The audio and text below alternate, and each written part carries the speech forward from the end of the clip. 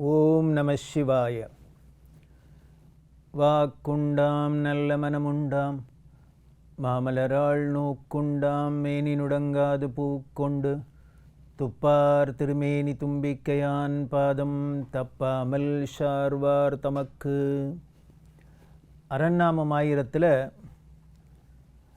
உன்மாதாய நமஹா அப்படின்னு பக்தி பித்தை கொடுக்கக்கூடியவர் அப்படிங்கிறத பார்த்தோம். பொதுவாக ஒருத்தருக்கு பித்து பிடிச்சிது அப்படின்னாக்க அது ஒரு வியாதி, ஒரு குறை அப்படின்னு நாம் அதை தீர்க்கறதுக்கு தான் பார்ப்போம், அதை நிவாரணம் பண்ணுறதுக்கு தான் முயற்சி பண்ணுவோம். ஆனால் இவர் எல்லாரையும் பைத்தியமாக ஆக்கக்கூடியவர் அப்படின்னா அது இவருக்கு பெருமையா? சரி, இப்படி இவர் பக்தி பித்தா ஆக்கிறதுனால என்ன லாபம்? அவருக்கு தான் என்ன லாபம்? இல்லை அப்படி பித்தா ஆறவருக்கு என்ன லாபம்? சந்தேகம் வரும் இல்லையா? அப்போ இந்த பைத்தியத்தை தெளிய வச்சுக்கணுமா அப்படின்னு ஒரு பாட்டு இருக்குது. அதில் சொல்கிறது, பித்தம் தெளிய தனி மருந்தொன்று இருக்குது பேரின்பமன்றுள்ளே அப்படின்னு. இவரே தான் பித்தையும் கொடுக்குறாராம். அந்த பித்தம் தெளியறதுக்கு ஒரு மருந்து இருக்குது. அது என்னென்ன? அது பொன்னம்பலமான சித்சபையில் விளங்குற மருந்து அப்படின்னு சொல்கிறார். அப்போ இவர் கொடுக்குற இந்த பித்து அப்படிங்கிற இந்த உன்மாதம் எப்படி இருக்குது அப்படின்னு அவருக்கே ஒரு பேர் உன்மத்த சேகரன் அப்படின்னு. உன்மத்த சேகரன் அப்படின்னா இந்த பித்து பிடிச்சதையும் ரொம்ப தலைக்கு ஏறி எடுத்து அப்படிம்பா இல்லையா, அது மாதிரி இவர் தலையில் ஏறின உன்மத்தமாக இருக்கார். அது என்னென்ன உன்மாதம்? உன்மத்தம் அப்படின்னா ஊமத்தம்பூக்கு பேர். இவர் தலையில் இதெல்லாம் சூடின்னு இருக்கார். கொன்றையை சூடின்னு இருக்கார். வன்னி, வில்வம், உன்மத்தை, எருக்கு, தும்பை இதெல்லாம் தலையில் சூடின்னு இருக்கார். அதனால தான் உன்மத்தை சேகரன் அப்படின்னு.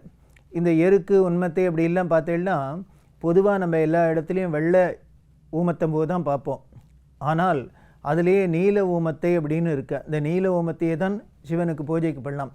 அது மாதிரி எருக்கு அப்படிங்கிறது நீல எருக்கு தான் எல்லா இடத்துலையும் இருக்கும். ஆனால் அது வெள்ளை எருக்கு விசேஷமாக சொல்லப்பட்டிருக்கு. இப்படி இவர் இந்த தலையில் ஊமத்தம்பூ வச்சுருக்கிறதுனாலே உன்மத்த சேகரன் அப்படின்னு பேர். அப்படி இருக்கிறவர் உன்மத்தனை ஆக்கினா தன்னோட அடியார்களை அவர்களுக்கு என்ன லாபம் கிடைக்கிறது அப்படின்னா அடுத்த 331வது திருநாமம் சொல்கிறது. 332 2 திருநாமம் சொல்கிறது. 331வது திருநாமம் ஓம் மதனாய நமஹா அப்படின்னு இருக்கு. இதோட பொருள் என்ன அப்படின்னா களிப்பூட்டுபவர் அப்படின்னு அர்த்தம், இன்பத்தை கொடுக்கக்கூடியவர் அப்படின்னு அர்த்தம். அதே மாதிரி 332 என்ன சொல்கிறது அப்படின்னார், ஓம் காமாய நமஹா அப்படின்னு இருக்கு. இதே நாமம் 102வது திருநாமமும் வந்திருக்கு, இந்த இடத்துலையும் வருது. இதோட பொருள் என்ன அப்படின்னா எல்லோராலும் விரும்பப்படுறவர் அப்படின்னு அர்த்தம். இது ஒரு பொருள். இவர் எல்லாரையும் களிப்பூட்டுறார் அப்படின்னா எல்லாருக்கும் அவர்கிட்ட தானே ஒரு ஈடுபாடு இருக்கும், அவர்கிட்ட ஒரு பிரியம் இருக்கும். ஸோ அவர்கிட்ட போனால் அவர் நம்மளை ரொம்ப சந்தோஷமாக வச்சுப்பார், ஹாப்பியாக வச்சுப்பார். அதனால அவர்கிட்ட தான் போகணும் அப்படின்னு எல்லாருக்கும் ஆசை இருக்கும் இல்லையா? அப்படி அத்தனை பேர் விரும்பக்கூடியவராக இருக்கார். அங்கே முன்னால் சொல்கிறதே என்ன சொல்லித்து, தர்ம வழியில் நம்மளோட என்னென்னலாம் ஆசைகள் உண்டோ, விருப்பம் உண்டோ, காமம் அப்படின்னாலே ஆசை, விருப்பம், அது அத்தனையும் நிறைவேற்றக்கூடியவர் அப்படின்னா இந்த இடத்துல இன்னொரு விசேஷமான பொருள் என்ன சொல்கிறது அப்படின்னா நம்மளோட விருப்பங்கள்லேயே மிகச்சிறந்த விருப்பம் யாருன்னர் அவர் அடையிறது தான். நம்ம விருப்பங்கள்லேயே சிறந்தவர் அப்படின்னும் பொருள் அதுக்கு. நமக்கு எல்லா சமன்கள் மேலேயும் விருப்பம் இருக்குது. இது வேணும், வீடு வேணும், வாசல் வேணும், இனிமேல் தங்கம் வேணும், வெள்ளி வேணும், பதவி வேணும், படிப்பு வேணும், எல்லாத்துலேயும் ஆசை இருக்குது இல்லையா? இப்படி நாம் ஆசைப்படுறதுலேயே ஒன்றுக்கு மேலே இன்னொன்று, ஒன்றுக்கு மேலே இன்னொன்று தான் இருக்குது. ஆனால் இது எல்லாத்துக்கும் மேலே என்ன பெரிய விருப்பம் இருக்கிறதுக்குள்ளேயே ரொம்ப மிகப்பெரிய விருப்பம் எதுன்னர் இவரை அடையிறது தான். இவரை அடைஞ்சிட்டோம் அப்படின்னா அவ்வளோதான், அதுக்கு மேலே நாம் அடையிறதுக்கு ஒன்றும் இல்லை. அதனால தான் இவரை மதனாய நமகான்னு களிப்பூட்டுவிடாமல் சொல்லித்து இவர் காமாய நமஹா இன்னும் விருப்பங்களில் சிறந்தவராகவும் சொல்லப்பட்டது.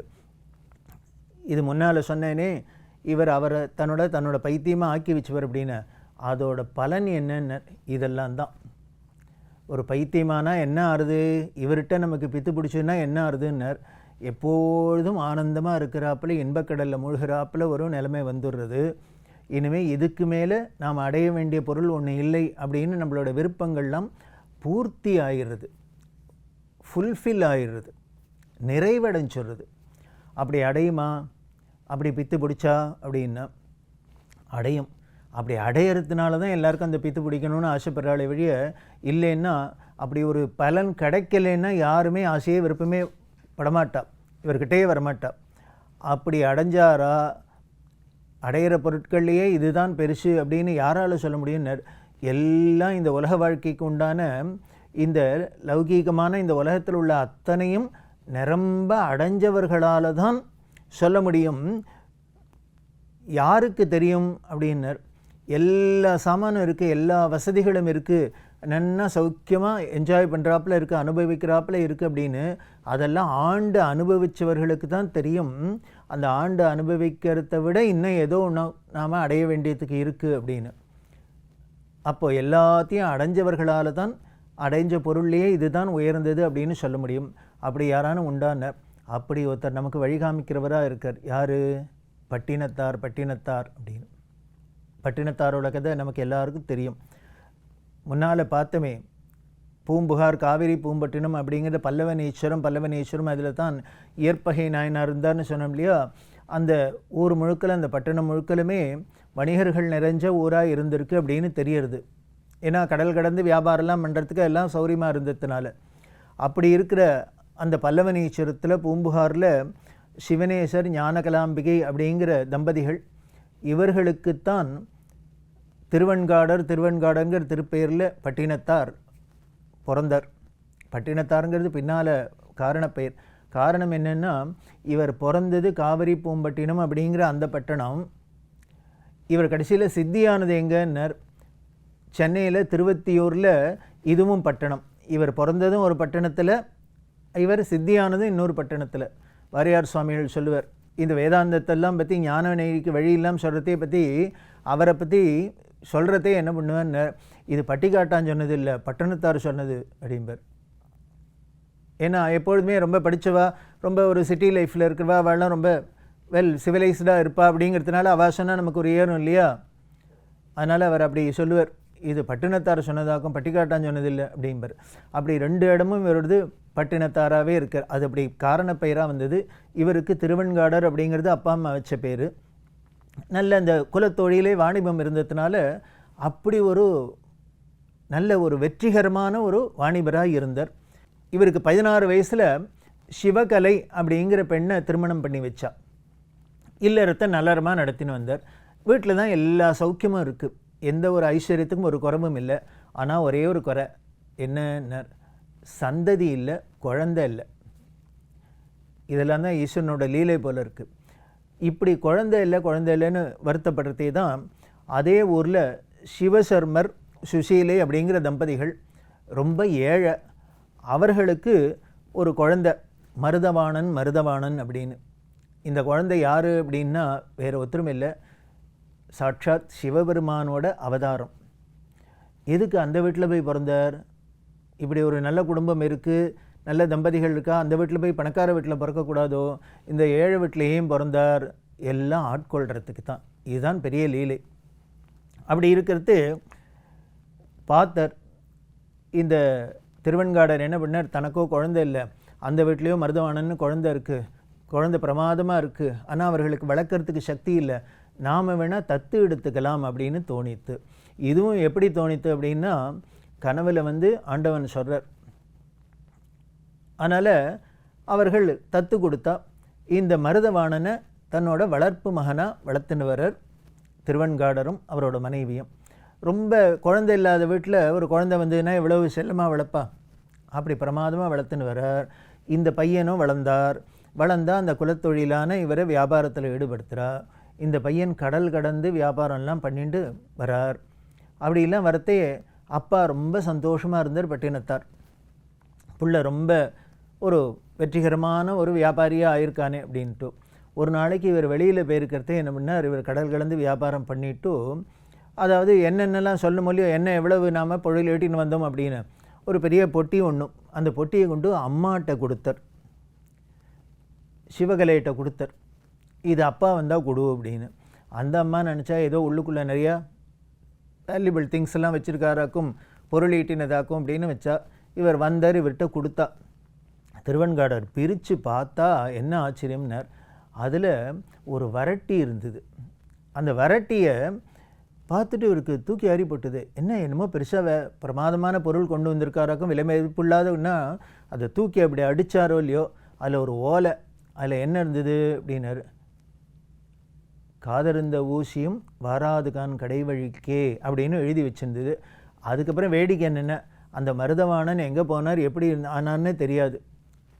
ஏன்னா இதை ஊட்டுறதுக்கு தானே, இவருக்கு இந்த ஞானத்தை கொடுக்கறதுக்கு தானே சிவபெருமான் வந்திருக்கார்.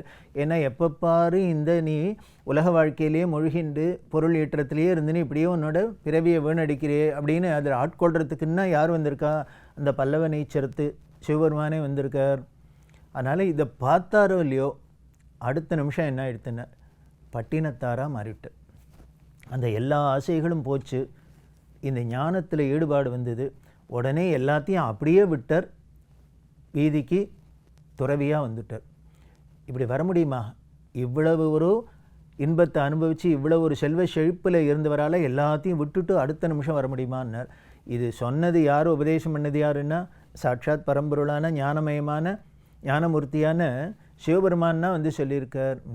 அதை புரிஞ்சுட்டார். கரெக்டு தான், நம்ம வாழ்க்கையில் எத்தனை தான் இருந்தாலும் நம்ம போகிறதே என்ன வரப்போகிறது, ஒன்றும் காதில்லாத ஊசி கூட வரப்போகிறது இல்லை, ஒன்றும் வரப்போகிறது இல்லை. அதுக்காக இவ்வளவு நாம் பாடுபடுறோம். அப்போ வரக்கூடியது என்ன அப்படின்னார், அருள்ங்கிற செல்வம் தான், அருட்செல்வம் தான் நம்ம கூட வரும். ஓடியிட்ட பிச்சையும் உவந்தளித்த தானமும் சொல்கிறாரே அவர், என்ன சாடிவிட்ட குதிரை போல் சார்ந்த முன்னம் நிற்குமே அப்படின்னு. இங்கே நாம் இருக்கிறதே எல்லாத்துலேயும் ஓடி ஓடி போய் பண்ணின தர்மங்களும் தானங்களும் இதெல்லாம் தான் நம்ம போகிறதுக்கு முன்னால் அது முன்னால் வந்து நிற்கும் அப்படின்னு சொல்கிறார் இல்லையா. அப்படி ஒரு அந்த ஞானம் வந்தது, எல்லாத்தையும் விட்டு இவர் ஊராக போய் திருடை மருதூரில் இருந்து மருதவாணன்னா வந்து பண்ணியிருக்கார். மருதுன்னா இடைமருது எங்கே, திருட மருதூர்னா அந்த சிவபெருமானே வந்து அங்கே ஒரு பிச்சைக்காரர், அந்த இவரோட அக்கா, அவளுக்கு பொறுக்கவே இல்லை. ஏன்னா பெரிய பணக்கார குடும்பத்தில் பிறந்தவ, தன்னோட தம்பி இப்படி ஒரு நிலைமைக்கு போயிட்டானே அப்படின்னுட்டு அந்த அம்மா அவமானம் தாங்காதான் என்ன பண்ணான்னு, இப்படி ஒரு தம்பி இருக்கவே வேண்டாம், இவன் போயிட்டா தேவையில்லை, ஏன்னா நம்ம குடும்பத்துக்கு இவ்வளோ ஒரு இழுக்காக இருக்குது அப்படின்னு அவருக்கு விஷம் வைக்கிறா.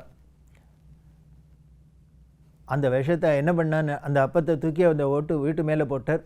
வீடு பற்றின்னு எரிய ஆரம்பிச்சுடுத்து. அதுக்கப்புறம் எல்லாரும் இவரோட பெருமையை தெரிஞ்சுண்டு இவர் என்ன ஒரு நிலையில் இருக்கார் அப்படிங்கிறத புரிஞ்சுட்டார். அவரோட பாடல்கள்லாம் எடுத்து பார்த்தா எப்படி வேதாந்தத்தை கொட்டியிருக்கிறார், எப்படி ஒரு எது முக்கியமானது அப்படின்னா, எதுக்காக அவர் சொல்கிறத சொல்கிறேன் அப்படின்னார், எல்லா விருப்பங்கள்லையுமே எது உயர்ந்தது, எந்த அந்த வேதாந்த ஞானமோ அந்த வேத பரம்பொருளோ அவனை அடையிறதானே வழி இந்த உலகத்தில் உள்ள எதை அடைஞ்சாலும் தற்காலிகம்தான் அப்படின்னு சொல்கிறார்.